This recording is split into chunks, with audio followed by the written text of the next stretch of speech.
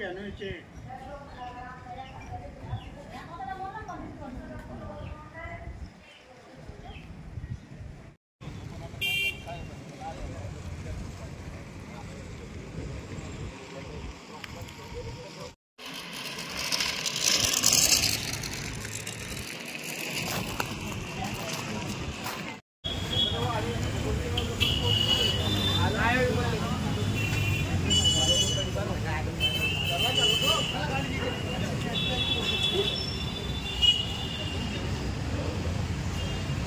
जळगाव शहरामध्ये भरतनगर एरियामध्ये दोन कुटुंबामध्ये भरपूर दिवसापासून खूप वर्षापासून वाद आहे। एक दुसऱ्यांवरती भरपूर गुन्हा दाखल केलेले होते एक दुसऱ्यांवरती, आणि आज सकाळी त्यांचा कोणत्या तरी विषयावर भांडण झालं आणि एक दुसऱ्यांवरती मारहाण वगैरे झालेले होते।